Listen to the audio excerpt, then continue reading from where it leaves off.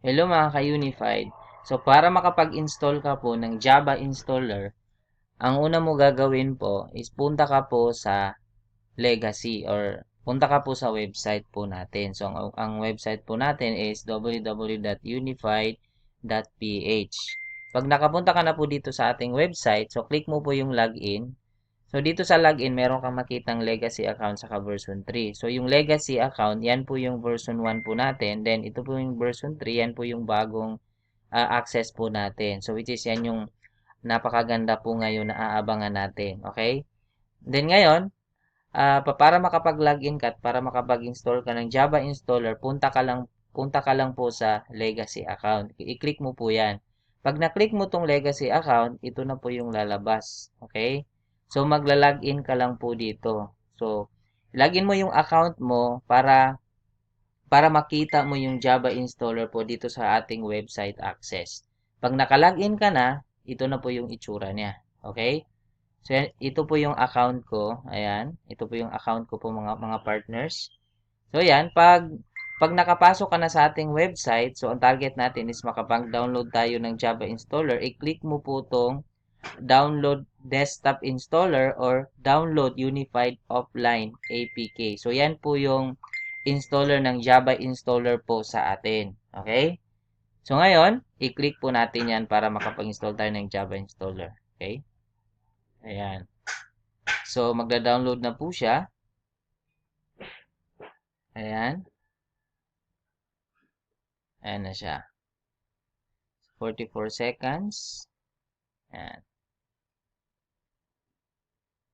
So, ayan, 19 seconds na po.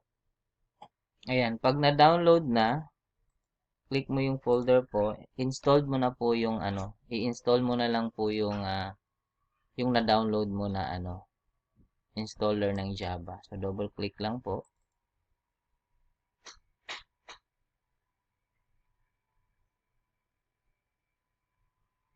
Meron pong lalabas na i-install nyo po. Ayan. Maglo-load po siya. Ayan.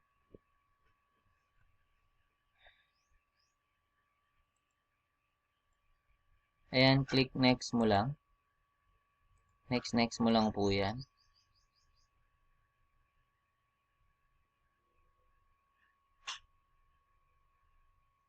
So, antayin mo po yan na mag-load po yan. Medyo matagal po yan dyan na part, pero antayin mo lang mag-install siyang kusa. So, installing na po siya sa ngayon. Ayan. Ayan. Then, click finish. Antayin nyo po na kusang meron pong maglabas na parang magkukusa kasi siyang mag-i-install hanggang sa makaabot po doon sa successfully installed. So, ngayon po, antayin po natin yung may magkukusang magpa-pop up po na another installation po para po sa Java po, parang ganon. So, antayin po natin saglit. May lalabas po dyan na i-click lang po natin. Ito po yung itsura ng natin Java installer. Ito po yung icon po niya, yung desktop application. So, yan po yun siya. Okay? So, since walang nag-pop up po, so pwede natin i-try login. Hindi po nag-pop up yung sabi ko sa inyo. So, ito po yung pag nagsabi po siya ng ganyan, this application requires a Java runtime environment 1.4. So, click mo lang yung okay. Okay? So, meaning to say, updated po yung laptop kasi wala po naglabas na yung kanina na sinasabi ko sa inyo na magpa-pop up siya, Matic. So, since wala po naglabas noon, so meaning to say po, updated po yung Java na naka-install po sa inyong laptop or computer. Okay?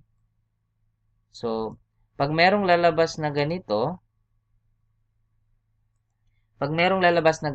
i-click mo lang yung agree and start free download. Ganyan. Another download naman po ito siya. Another magda-download para po to sa Java. Ito po yung sinasabi ko kanina pala na pag matic na magpa-pop up. So, pag wala mag-pop up po directly, so click mo lang yung icon kanina, itong sinasabi ko. So, dito na siya pupunta. Then, i-download mo lang yung updated na Java application po sa inyong laptop or PC. So, another po yan na i-install po natin po ngayon after po ma-download. So, nagda-download na siya dito na kung yung nakikita, 'di ba? So, i-install po natin yan siya after ma-download.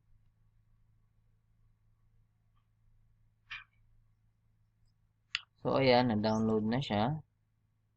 I-install po natin to, okay? Install natin. Ayan.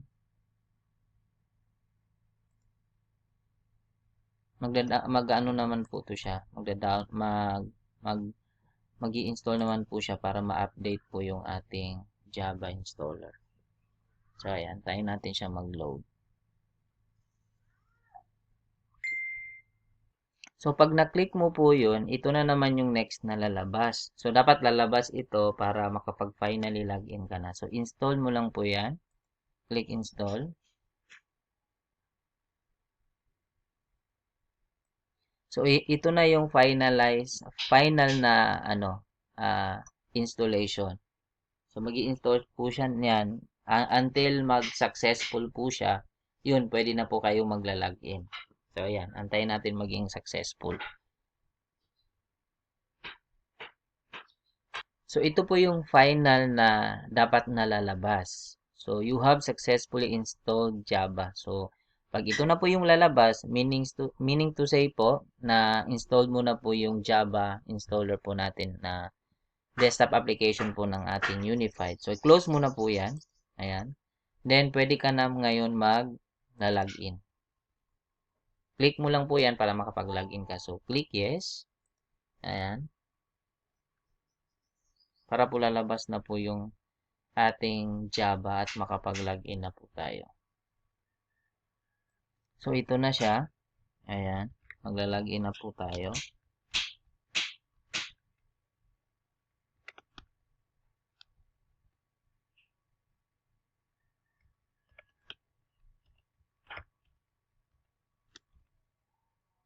Click login. So, possible po na mag-update po yung Java installer po natin the moment po na ito po yung first time nyo po na pag-login. Kasi every time po, nag-update po siya. So, titingnan natin kung hindi siya magre-record ng update version po ni Java. So, click login. So, ito yung first time na pag-login po natin sa system, sa Java installer. Ayan. So, yan. Yan yung sinasabi ko. The moment po na first time yung nag-login at hindi pa po na-update yung version po ng apps po ninyo, so hihingi po siya ng updated po na Java. So, i-click OK nyo lang po yun. Normal lang po yan na meron pong lalabas na ganyan, okay? Normal lang po yan. The next time na after nito, so diretso ka na po mag-login. So, click OK. Ito yung lalabas. Yan. Antayin po natin na siya. Matatapos yan. Ayan. So, ayan. Natapos na siya. So, ayan. Click OK. Kasi please log in again to continue. So, lalabas na naman siya uli para makapag-login tayo uli. Ayan. Ayan. So, magla-login na tayo finally. Magla-login na tayo.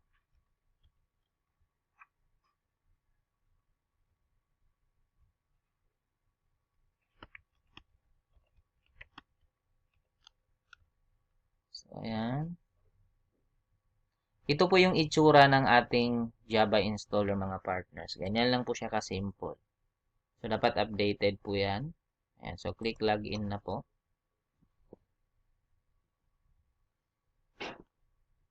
So, yan. Ito na naman. Pag first time po ninyo na nag-login sa Java installer or Java access po natin, gaganito po talaga siya. Para din po sa cellphone na pag first time nyo po nag-login sa cellphone, di ba may lalabas na ganyan? So, activation, ano po yan? Activation po sa isang device para makapag-login po kayo. So, since first time ko po nag-login as of now dito po sa ating Java or dito po sa device na to, sa aking laptop, so, i-activate ko po talaga yan dapat sa email. So, puntahan nyo lang po yung email na nakalink sa account din. Kagaya po nito, ito po yung email na nakapag nakalink sa aking account. So, puntahan ko lang po yan. Then, meron ka doon makikita na login activation. Then, click to activate lang po yan. So, puntahan natin yung email ko po. So, ito po yun siya. Kung meron kayo, yan po yung nakikita po ninyo. Yung, device login activation. Ito po yung i-activate po natin. So, ito po yung i-click mo. So, i-close na natin to ha. Close na natin yan. So, yan yung kanina na lumabas dun sa Java. Yan, click dismiss. Ayan.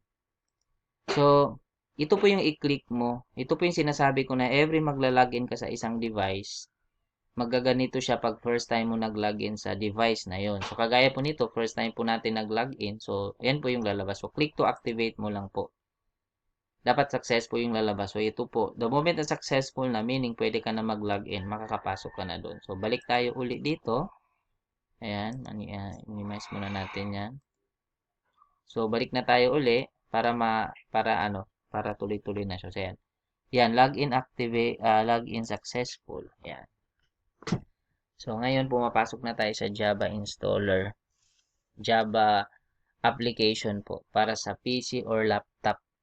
Kung may gamit ka na PC or laptop, ideal po na mag-install po kayo nito. Ayan. So, 'di ba? Ito po yung itsura ng ating Java access po ng ating unified. So, ito yung parang ano lang yan siya, parang announcement lang yan siya. So, click mo lang yung X. Ayan.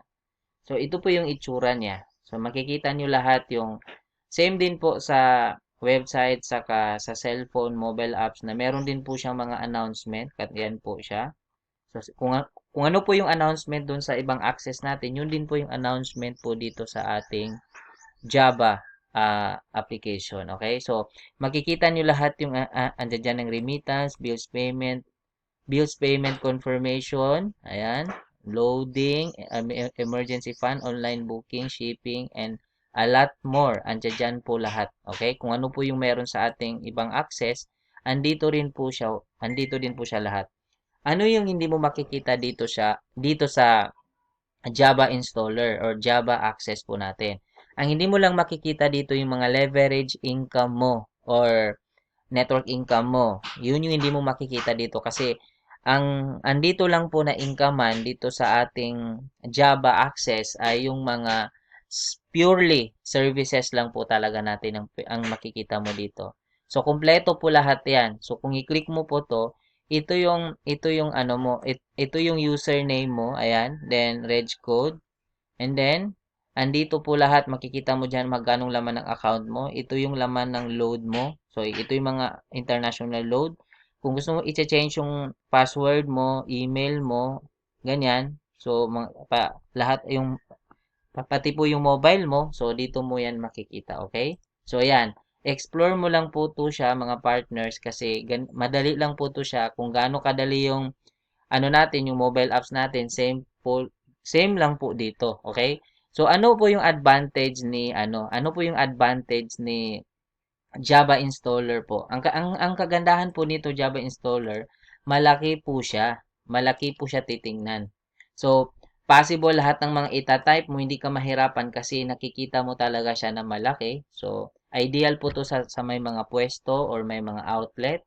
Ideal po to na i-install nyo po especially pag meron kayong PC or laptop kasi po maganda po siya. Maganda po siya talaga. So same din po, lahat po na makikita mo dito, halimbawa po magpa-friend request ka, dito mo siya makikita. So, may mga report din po to siya, kung ano po talaga yung nasa system po natin sa iba, lahat po pangkalahatan, nandito na rin po siya. Kung magla-logout ka, dito po, may makikita ka dyan na logout, ayan. Pwede mo i-click tong mga arrow na to para makikita mo lahat yung nandito yung mga yung mga services na nakakategory. Ayan, makikita mo lahat dito sa taas.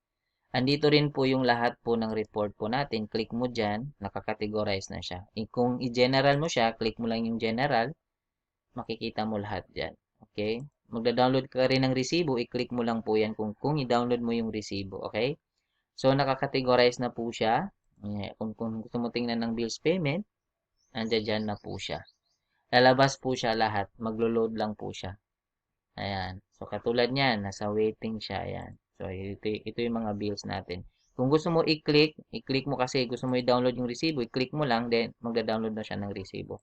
So, ganyan po kaganda mga partners. I-explore nyo lang po ito paisa-isa kasi nandiyan na po lahat ng services na kailanganin natin kung ano yung meron sa atin. Okay? Example, ticket.